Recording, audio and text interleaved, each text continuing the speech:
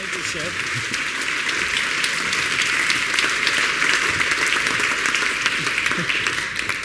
That was a very well introduction. Last time I was on the stage, a beautiful Belgian woman came up on stage and asked me how it felt to be the greatest cock in the world.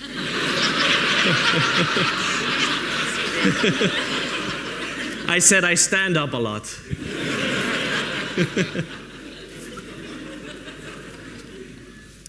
In front of you, you should have a few samples of food. If you don't, maybe you can get them up by the entrance. One of them is pickled rose petals. I was hoping to bring some spring stuff, but we still have winter in our part of the world. It's horrible weather still. So these are some of the essential pickles that we use in our winter cuisine that we pickle throughout the seasons. One of them, as I said, is a pickled rose petal. These are hip roses from the beach. We pickle 100 kilos a year. The other one, there's quite a lot of them. Don't eat them all, or it will be one big room of bad breath. This is berries of ramson capers. This garlicky-looking tulipan leaf. When it loses its flowers, it has a small fruit. We pickle it with salt and vinegar for 3 months to create a new type of berry, or capers, that is. And then we use it throughout winter as condiments and to add flavor through the winter. But like I said, it is an oniony thing, and everybody knows what happens when you eat onions. You get very, very bad breath, so don't eat them all, unless you want very bad breath.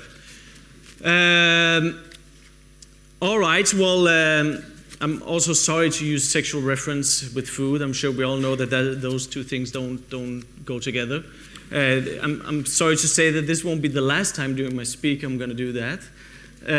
But then again, my academical high point as a chef is naming soft-boiled eggs in 3 languages. That was one of my exam questions in Chef College.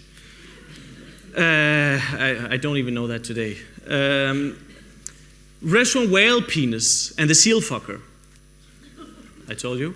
Those were some of the greetings that met us when we first opened. Noma was seen as nothing more than a 24-hour fly, a silly and vain idea.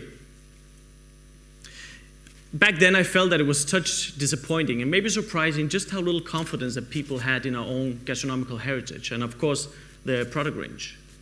Many times I wondered why that is. I've talked to many people, and the closest I get to an answer is it lies in our religion. As Protestants, we are not supposed to enjoy food. Food was not to be a source of pleasure, only to provide sustenance. And the enjoyment of food was even considered sinful, just like masturbation. Many of my colleagues told me that my career would be ruined if I went off the beaten path. At that time in Copenhagen, most restaurants were cooking French or Mediterranean. The produce of our region was not considered as good as the southern ones. People expecting conventional luxury didn't find our restaurant to be that great. We had straight wooden tables, no decorations, no gold or silver, no posturing from our waiters. For many, it didn't look like a fine dining restaurant. Our first attempts at cooking were not very interesting. Our dishes were conceived by substitution. Our local sea buckthorn replaced vanilla in a crème brûlée. We thought to simply swap ingredients, but realized that crème brûlée belongs to a foreign culture, even if the ingredients were local. It didn't have a sense of place. We substituted white wine with sour apple wine in an otherwise French classic recipe for stock. Again, thinking that we transformed the idea into something new and local. In February 2004, during a snowstorm on a hunting trip to Greenland, I was forced to stay 4 days at Kangerlussuaq Air Base. Now, I don't know if any of you have ever been there, but this is an all-American military base where even the plugs are American. So there's literally nothing to do unless, of course, you have that. I read some old suicidal letters from American soldiers. But I also had a lot of time to reflect on our region's uniqueness. How do different elements coalesce so that it belongs to a specific location? There in Greenland, I came to a basic understanding. I call it time and place. The season and the where one is situated. The plate should reflect the where and the when of the guest. That today is our mantra. An important breakthrough came in the spring of 2004 when a Swedish forager named Roland Rittman contacted us. Soon a whole new world opened. We found new types of nuts, like the nut of the beech tree. We'd been importing walnuts for decades, but discovered them 10 minutes outside of Copenhagen. We found out that trees can be an ingredient in themselves. The sap, the shoots, the leaves, and even the wood can be used. We found snails and mahogany clams. Berries, when salted, taste like olives. Many types of sorrel. We found spices such as the tonka bean-flavored woodruff or the seeds of onion cress. Suddenly we were a spicy nation.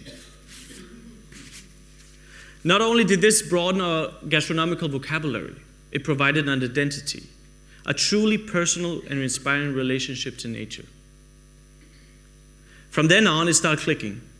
A Swedish Army survival book came to my attention, one designed to instruct soldiers on living off nature in case of war. The wealth of information on edible food was engrossing, and an inspiration on how many edible things we walk past every day. Small but important revelations inspired us to question everything we did and how we thought about food. We began to examine in depth a single ingredient, and then research the surrounding area for complementing elements. For instance, last year we visited a strawberry producer. A beautiful day with the sun warming the hay fields around the farm of red berries, and we noticed the green-yellow chamomile blossoming through the hay beds, fragrant and enticing. So our dish became lightly macerated strawberries with a hay-infused cream, which tastes like toasted hazelnuts, and an ice-cold chamomile broth. We became more independent, and we started to explore idiosyncrasies and special skills. We were beginning to understand how to cook without reference to other cultures, instead cooking from paradigms we developed through experimentation and research. We learned a lot. There was immense satisfaction as we began to influence the profession of chefs, and indeed the suppliers and growers. Our purveyors found a new sense of pride in their work and started developing innovations of their own, whether allowing vegetables to mature for an additional year in the ground, or divers bringing up previously overlooked species. A collaboration of mutual inspiration flourished. I felt we were beginning to merge into a new way of looking at food. Of course, it consumes incredible amounts of time to work this way. We have a huge network of dedicated growers, more than 100, that we require to unfold the potential of a particular plant or ingredient. We deal with hunters and divers, growers, foresters, historians, naturalists, and many, many other professions. Without them, there would be no Noma. Processing their findings and their products takes intense care. For us, in the past 7 years, luxury in ingredients has been redefined. What is real luxury then? The mushroom that comes through 2 weeks of the year and takes huge dedication and knowledge to find, or the can of expensive farmed caviar that can be found in any corner of the world? For us, the answer is quite clear. This means new tasks and new skills. Collaborating with the people who grow and nourish your food, tasting their ingredients at their prime, and creating a new point of reference on how they should taste. You start talking to divers and hunters, noticing the weather, the ever-changing natural rhythms. You learn to deal with the bounty of nature as it is, discarding preconceptions. You learn to give your diners the gifts of nature as gems you pass on, rather than creations you've made. This is a very important distinction. To share enthusiasm rather to show off. We're explorers of the edible world, we think, finding new methods and new treasures, learning how to forage, to sense the world, and to consume responsibly. This can slowly influence the way people eat. The connection between eating well and ethical food production is implicit. Treating our produce with care is obvious to receive the finest taste. but also indisputable if we are to provide the next generation with a solid foundation. We have to learn about our appetite, our taste, our bodies, and our sense of good food. We have to learn about our environment, our planet, and what is edible and what is not. A new curiosity, a new sense of exploration, a new appetite for the world. We are indeed gastronauts, not exploring the moon, but Mother Earth. The call for better food is also a call for a sounder environment. There's no conflict between a better world and a better meal. The monoculture and large-scale industrial agriculture and the resulting environmental problems are staggering. Vegetables are less rich in nutrients. The quality of the meat from domestic animals and fish farming is poor. There's a distinct lack of care that affects every element of these products. A loss of common sense that has corroded the way people view food. The chefs of the gastronomical world are the ones who know, or at least ought to know better. We have an opportunity to be public guides towards true quality in all that we eat. These are challenges. To meet them, we at Noma have humbly tried to establish a few institutions. One is called the Nordic Food Lab, another one is called MAD Festival. MAD is a Danish word for food, but quite mad considering our ambition. Nordic Food Lab was initiated in 2006 as a workshop for the exploration of produce and cooking methods relevant to our region. It is initiated by us, but unlike many other test facilities, the Food Lab doesn't just benefit one place. The exchange of knowledge is one of the key factors to the gastronomical momentum that has occurred in our region.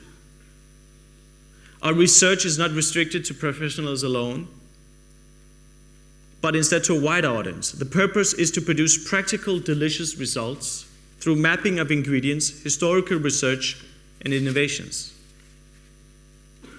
We wish to create a knowledge bank. There's a collaboration with various universities, but we want to provide information in a more accessible format than purely academic research.